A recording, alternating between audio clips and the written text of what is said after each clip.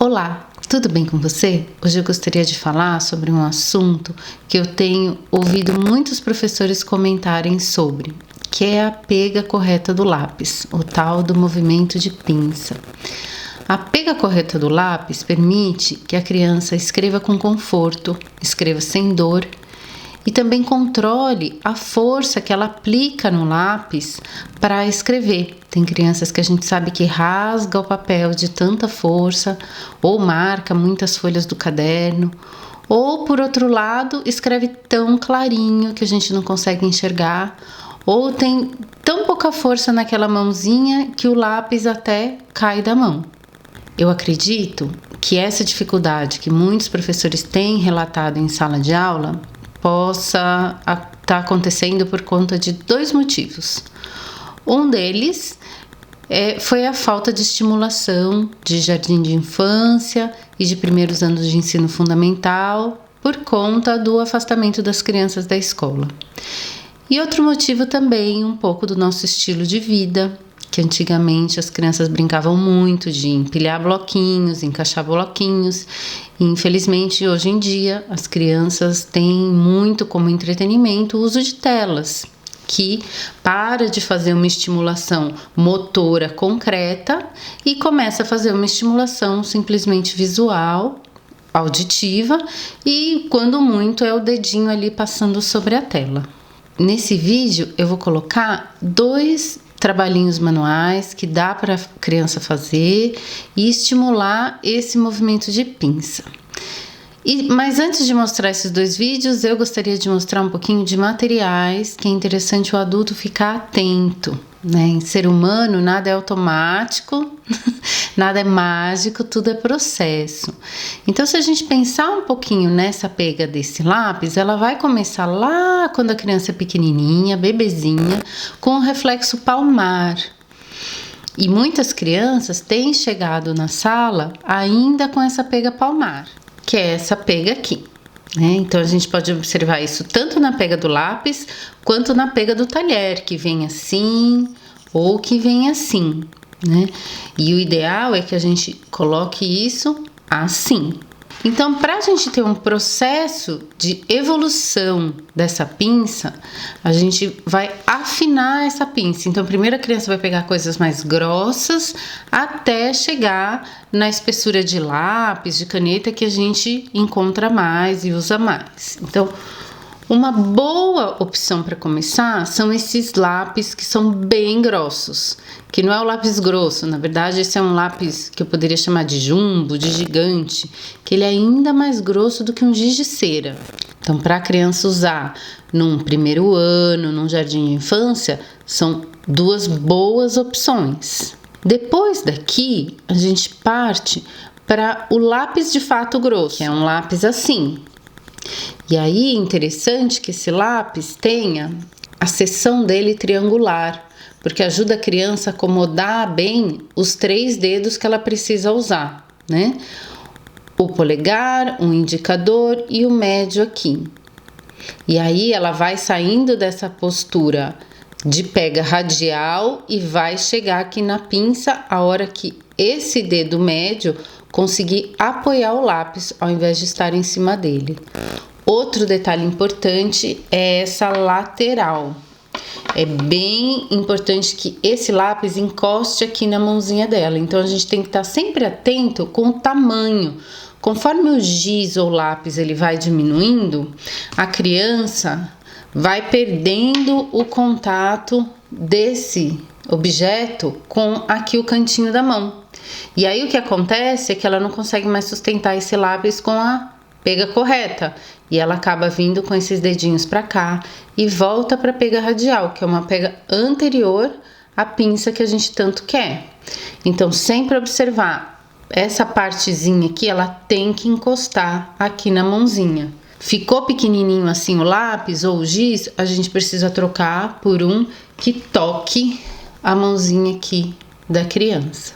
Então, a gente passou já pelo gigante, pelo giz de cera, pelo lápis grosso e aí finalmente a gente chega no lápis fino. E aí é um processo de afinamento dessa pega. Coisas interessantes que a gente encontra no mercado. Tem essa tal da borrachinha, que tem muitos professores que gostam de usar, que ela encaixa bem aqui, ó, o polegar, o indicador e o médio. E aí essa borrachinha aqui, ela ajuda a criança a encontrar o lugar da mãozinha dela, mas ela só tem pelo menos eu só vi na minha vida, pro lápis fino. Tem agora também no mercado esses lápis que tem já umas marcaçõezinhas como sulcos ao longo dele. E aí a criança encaixa cada dedinho num buraquinho, num sulcozinho. Já vi de lápis fino e já vi de lápis grosso também. Vamos então aos vídeos. Eu vou ensinar um exercício que chama pesca-peixinho, para ajudar no movimento de pinça das crianças. Esse daqui eu fiz num barbante. E esse daqui é um fio de malha. O fio de malha eu acho ele um pouquinho mais confortável de fazer, porque ele é um pouquinho mais elástico, ele é mais macio.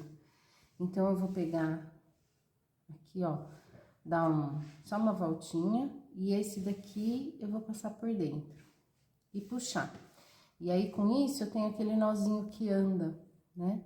E aí, exatamente agora que entra a pinça. Então, o que que vai acontecer? A criança vai colocar assim, ó, e pegar lá de dentro, pescar o peixinho lá de dentro. Aí, quando esse barbante aqui fica muito comprido, ela pode regular por aqui, ó, puxando por aqui, ele diminui. E aí, vai lá e pesca o peixinho. Pesca o peixinho. O que que o adulto precisa orientar? Ela precisa estar com uma mãozinha aqui e a outra pescando. Essa que pesca é sempre a mão dominante da criança, né? No meu caso, a mão direita. E a mão esquerda fica aqui em repouso, ajudando, né? E aí, ele vai puxando. Ficou grande, diminui. O que que não pode acontecer? Que a criança puxe com tal força que esse nó aqui fica quase cego. E também não pode acontecer que ela deixe isso aqui muito molengo e ele fica todo grandão, assim. Ele tem que fazer, de fato, uma tramazinha, né? Não pode ficar assim. E isso aqui, além desse movimento de pinça, vai ajudar a criança com o tônus, né? Do que aquilo que ela força o lápis no papel, de não ficar nem com muita força e nem com aquela mão bamba, né? Que quase não segura o lápis. Bom, agora, aqui é meu pesca-peixinho que já cresceu bastante, vamos dizer que eu quero finalizar ele, né? Então, eu tava aqui puxando aqui, eu vou diminuir aqui a cordinha e cortar. E a única coisa que eu vou passar aqui por dentro e pronto, fechou. E aí, eu posso dar um uso para esse daqui também, né? Um outro uso que é interessante para pinça é uma brincadeirinha que eu vou deixar um card aqui, que tem um vídeo no canal, que é o da cama de gato.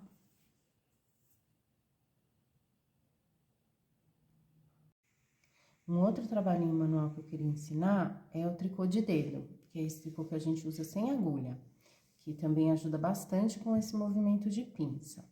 Então, a brincadeira é assim, quem vai trabalhar é a minha mão dominante e a minha mão não dominante vai ficar aqui em repouso apoiando o trabalho. Então, minha mão dominante vai vir aqui, ó, colocar um pedacinho da linha aqui, e o polegar e o indicador vão fazer uma pressãozinha aqui pra segurar.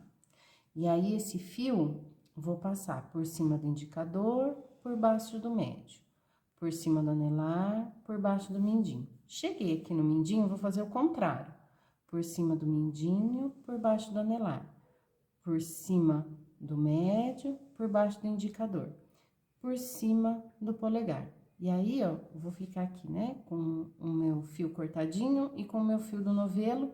E um adulto pode ajudar a criança a dar um nozinho aqui, porque às vezes fazer esse nozinho aqui sozinho é meio complicadinho.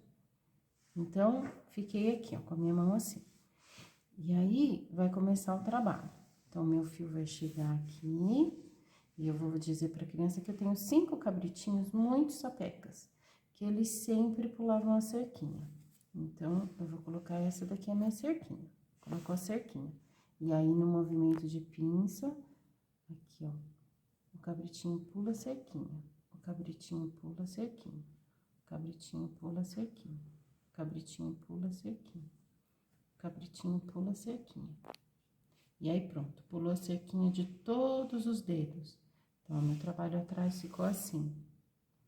Então, agora eu vou sair com ele lá de trás, com o fio lá de trás e vou vir aqui pra frente. Eu fiz com a mão bem aberta para ficar mais visual para vocês. Mas para criança é mais fácil ela fechar um pouquinho assim a mão. E novamente, vai pular a cerquinha. O cabritinho pula a cerquinha. O cabritinho pula a cerquinha. O cabritinho pula a cerquinha. O cabritinho pula a cerquinha.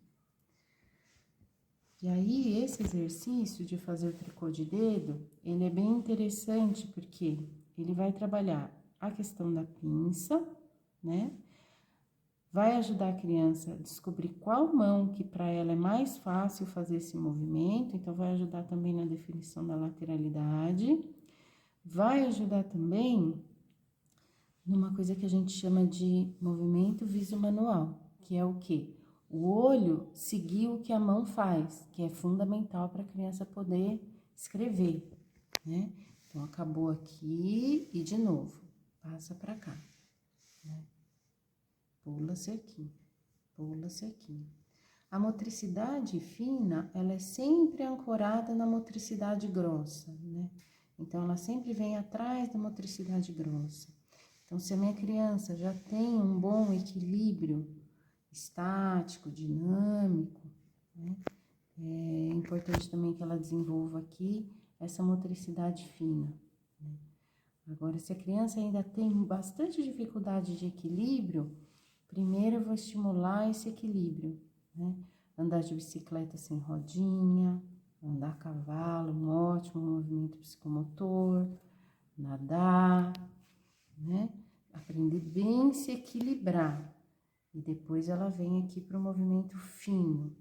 Mas esse movimento fino, ele é imprescindível para a aquisição da escrita, né? Então, a gente vai trabalhando tanto o grosso quanto o fino, para essa criança estar apta a aprender a escrever.